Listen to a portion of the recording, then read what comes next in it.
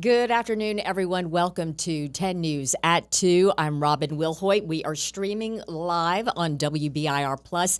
Lots of great information to get to today. We are going to be hearing from Olivia Dague, our reporter, who has gone to Morristown today to talk to representatives of a nonprofit that are really trying to support the immigrant community there. She's going to give us the landscape that they are dealing with and trying to support families. We'll get to that discussion with Olivia shortly.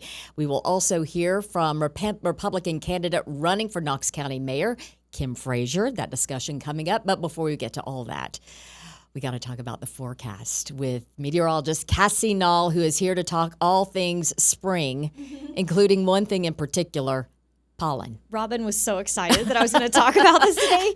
Yeah, I faked it because I really am not. It's covering my vehicle. It's just this blanket of yellow all over it. It's gross. It is so gross. It's on everyone's patio furniture. If you're outside too long, you may start with the sniffles, the sneezes, the throat clearing is my thing, the whole post-nasal drip. Oh, yes. And the trees are so happy right now. They're just pollinating everything. Pine, cedar, sweet gum, and maple. Really happy, it looks like. Yes, you can thank them for your tree allergies going on right now. Mold pollen levels are moderate. That generally stays pretty steady, though. That doesn't really change a lot during the season. And currently, grass and weed pollen levels are absent.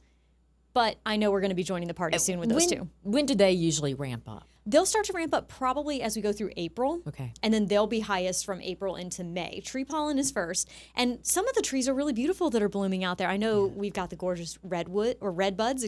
They are in full bloom right now. And the dogwoods are starting to open up too. They're lovely. Which is good timing for the Dogwood Arts Festival. I'm sure that's something we'll be talking more about in the coming weeks. Yes. But let's go ahead and take a look at your 7-day forecast, because one of the things that can help with pollen is some rain. It can kind of wash it out of the air, wash it off of the ground and off of items. And we don't have any of that in the forecast right now, unfortunately, until we get into Friday. That's our next chance of seeing some light rain.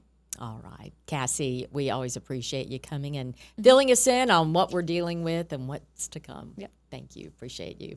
We turn now to 10 News reporter Olivia Dague, and we mentioned a story that you actually just got back from traveling to Morristown in that general area, because today you're shining the light on a nonprofit that is supporting that immigrant community. Tell us about it. Yeah, so it's Ola Lakeway. They started in 2014 and they just moved into a big space and they gave me a tour.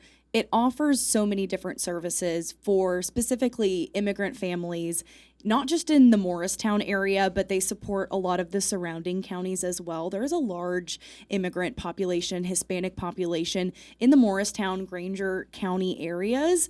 And so they really try to plug those people in with resources, anything from English language classes, after school care, sometimes even legal services, interpreters for school. The list goes on and on. They really are a touch point for the community there. What are some of the challenges, though, that they are dealing with given the ever-changing landscape when it comes to immigration? So that's one of the things that we talked about today, is this shift that they're seeing over the last year. And really, it's in line with the timing of the Trump administration. And that is just in general a changing landscape of where we are in immigration policy and the fear that some people are facing in the community, which is tough for this nonprofit because they want to be able to provide services for people, and they're also seeing an increased need. They're also seeing some funding sources drop off, less people volunteering, less people donating, and so really they're facing all of these struggles of more people needing help and less people kind of willing to step up. Well, we know we're going to be hearing a lot more about Lakeway Ola Lakeway coming up today on 10 News at 5 and 6. Olivia, Cassie, thank you both very much. Stay with us. Our discussion with Kim Frazier, who is running for Knox County Mayor. That's coming up next. 2 minutes in break. Good job, everybody. Well, we did that. All right. Yay! I know. That was so smooth and perfect. I know. The pros. That wording can change.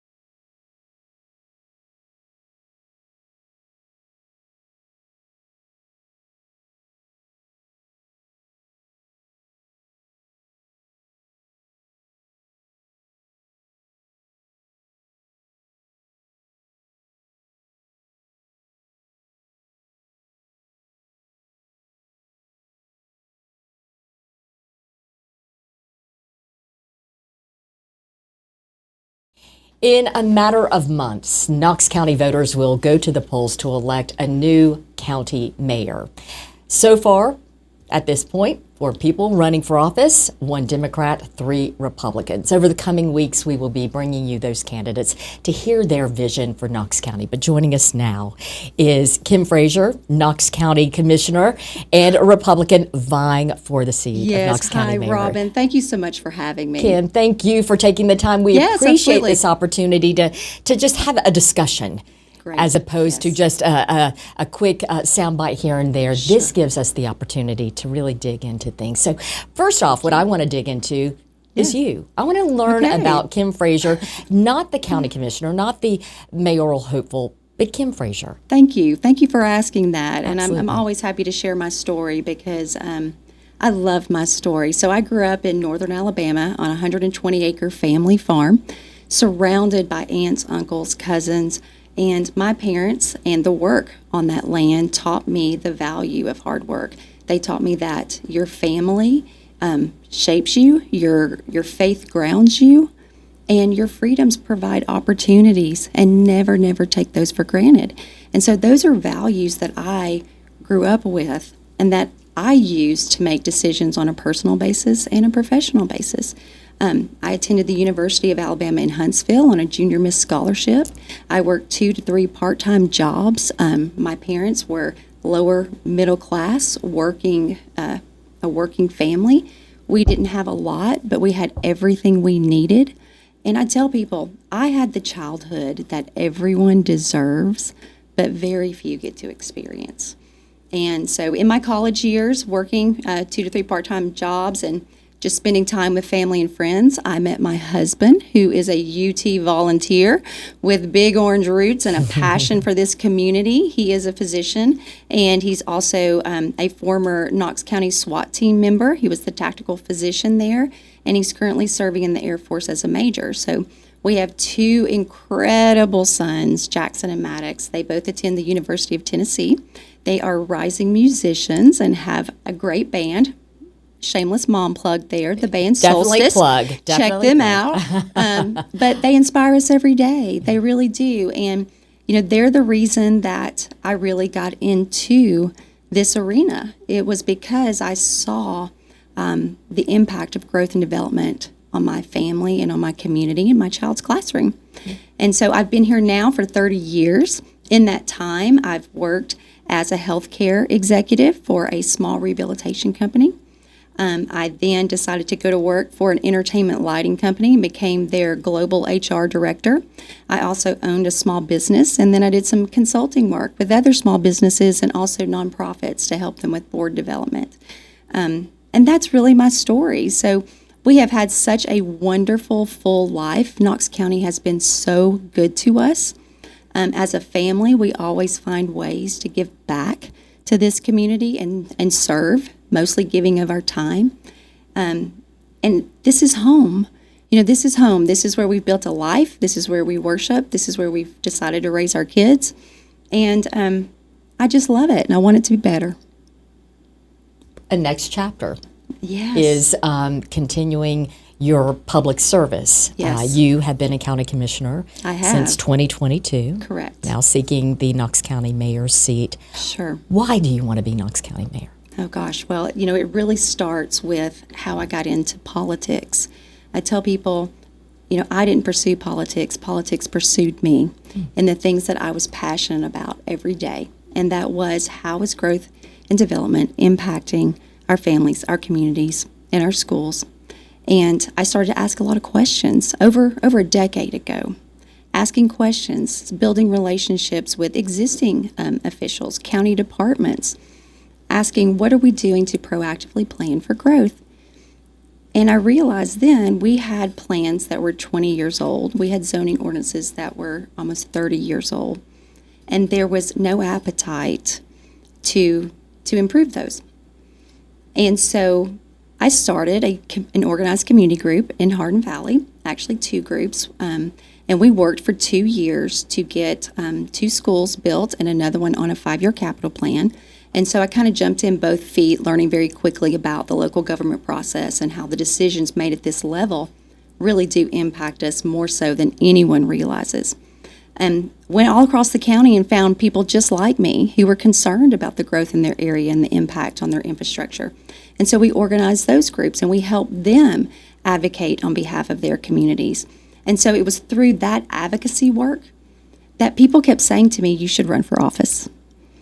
And I would laugh. I'd say, oh no, that's not me. I like building relationships and bringing people together. I didn't know if there was space for me there. And I wasn't a part of the political establishment. And I knew I wouldn't be supported or backed by some of the local politicos. And it was really the hardworking people across Knox County who said, we believe in you. You relate to us. Please step forward. So I first stepped forward, ran for county commission at large, countywide, and we were very successful. The people overwhelmingly chose a community advocate over a heavily backed candidate.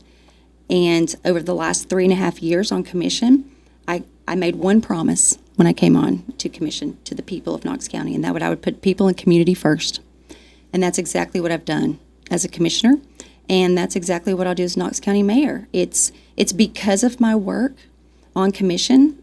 People have seen that my focus has always been on intentional growth with coordinated infrastructure, because infrastructure touches every aspect of your life. Roads, schools, utilities, emergency services, recreation, you name it, infrastructure touches it. And so on commission, I led the charge to update our zoning ordinances, our subdivision regs, our growth plans, so that we could be more intentional and we could start there. And so it's really about those same people across this county that I've had the privilege of serving came to me and said, we need you to step forward again. And so here I am, Robin. Here I am. This was not on my bucket list, but it's because of the people. It really is. I don't have any allegiance to anyone or any industry or any special interest. My only focus is making our communities better, safer, and creating more opportunity for all. You hit on growth, and Knox County Yes. has experienced tremendous growth. And with that, yes, you hit on the need for greater infrastructure. You know, the county has not raised property taxes in a very, very long time. You addressed the zoning.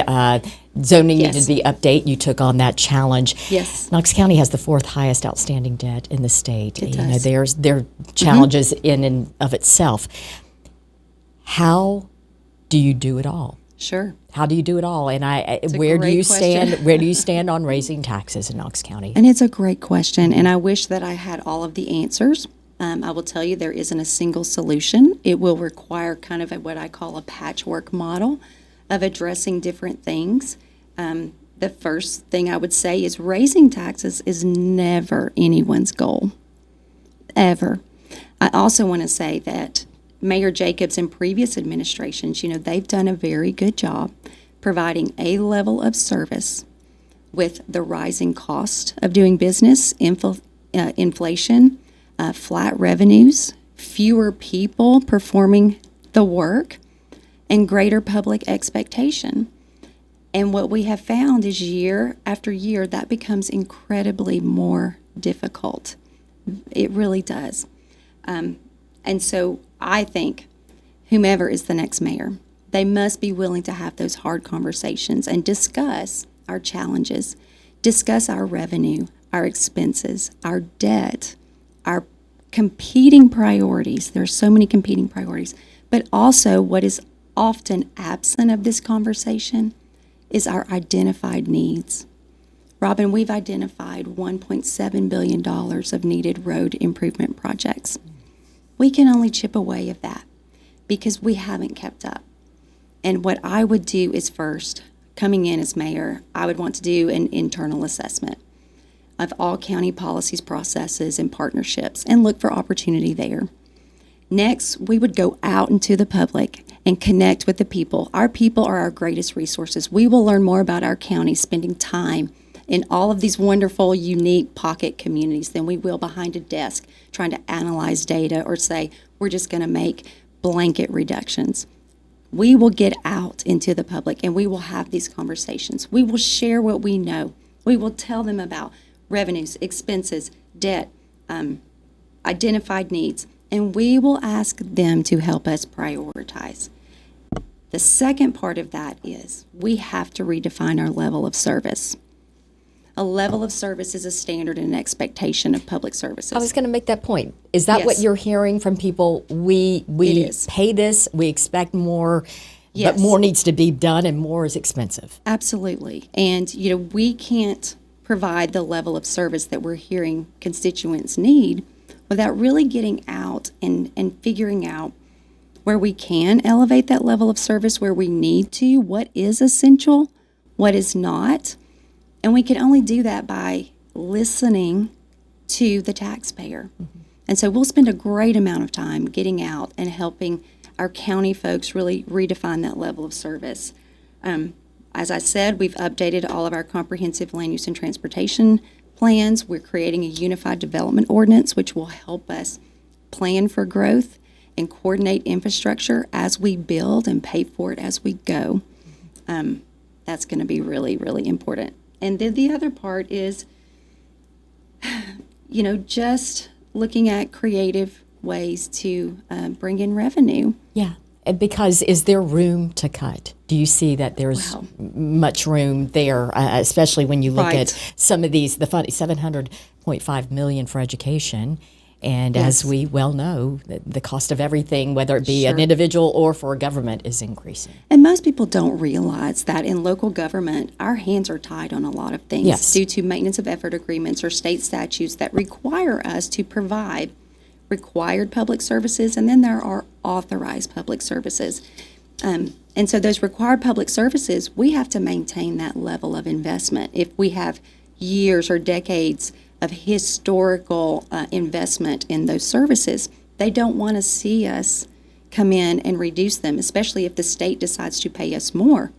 They don't want us to start reducing our investment in those services. And so, is there room? There's always room for reductions. It's just going to have to be based on what the taxpayer expects and that level of service being redefined. I don't think that should be up to one person as the mayor. Mm-hmm. I think that should be, like I said, a very collaborative effort, and it should include the people who are actually paying the taxes. So when you're having conversations with people as you're knocking on the doors and you explain that, is there an understanding? There is. Okay. There is, and I will tell you, over the last 4 years, I have seen a shift. I've seen a shift politically. I've seen a shift in just the culture, in that people realize that they're getting what they pay for. And it grows increasingly more challenging. Again, I'm not saying we are going to raise taxes. What I'm saying is we have to have the conversation. And we haven't really done that well. And that's not anyone's fault, or I'm insinuating anything. I'm just saying it's time for us to get out into the communities and share what we know and ask them to help us chart the path forward. What sets Kim Frazier apart from the other candidates seeking this office? That's a great question, and I love this question because I'm the only candidate who has really advocated on behalf of communities on both sides, as a citizen and as an elected official. That gives me such a unique perspective and deep understanding about how the decisions made at the local level impacts our families and our communities. The second part is my allegiance is only to the people. Only to the people, not special interest groups. I am not being backed, funded, or supported by some of those who benefit from Knox County government. My allegiance is to the people. Another important fact is that I am both a manager and a leader, and it requires both. I bring people together, I listen, and I make our citizens a part of the solution. And because I have led the way to update and create a comprehensive land use and transportation plan, I'm the best person to monitor those plans implemented and see, are they yielding the results that we had hoped? And then revisit them. I want to revisit all of our plans, all of our studies, and make sure that we're on track and that we are paying for infrastructure as we develop. And so I bring a lot to the table, and I love people, and I'll always put communities first. And I think that that really does set me apart. There's so many other questions I could ask you right now. Our time is wrapping up. Please come back. We've got a ways to go until the election, but we would love to have you back to continue this discussion. Kim, thank you very much. Yes, we appreciate you. Stay with us. We'll be right back.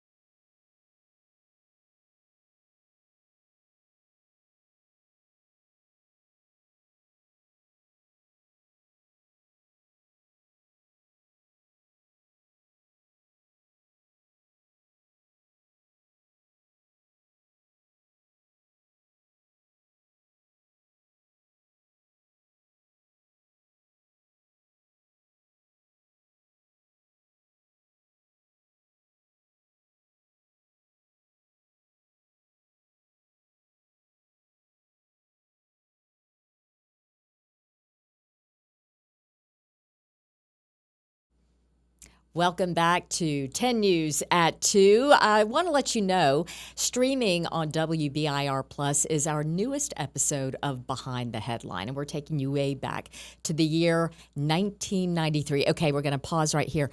Daniel, our producer, how old were you in 1993? Well, if I turn on my mic so you can actually hear me. Goodness, I must have been about -1. -1, okay, Whoops. yes. Just a wee little thing, if that. In 1993, here in East Tennessee, a blanket of snow covered the entire region. It was dubbed the storm of the century, the blizzard of 1993. That is what we are digging into in this week's episode of Behind the Headline. Meteorologist Todd Howe and former WBIR reporter Gene Patterson came in and told us about their experiences covering that massive storm. Here's a preview. The blizzard of 1993. Mother Nature has dropped a tremendous blizzard on us, and we're doing the best we humanly can. It left people stranded, without power, and with a lot of downtime. It was like a hurricane in the winter. It was a bomb cyclone. People will look back on that period fondly, nostalgically, but the reality is it was really hard times for a lot of people. 15-year-old Danielle Swank is recovering from frostbite. The doctor said that I'm probably going to lose part of my toes. We plowed out about 5 miles through waist-deep snow. We thought about our kids. We thought about our wives. That was the storm of the century. And in 1993, I was here at WBIR covering that storm. I had only been here about 6 months, I guess, at that time, and had never in my life experienced a news event like that, a weather event like that. 15 inches of snow fell here in Knoxville. Feet of snow fell in the Smokies, and one of the memorable experience was I actually went up into a helicopter into the Smokies where they were rescuing hikers. So we delve into those stories in this week's episode of Behind the Headline. Up after this, you can watch meteorologist Rebecca Sweet and Julia Quady. They are going to be giving you a weather recap, and then at 2:45, check out our Behind the Headline, the storm of the century, the 1993 blizzard. And that is going to do it for us. Thank you so much for joining. You'll see us again starting today on 10 About Town at 4 o'clock. Have a great afternoon.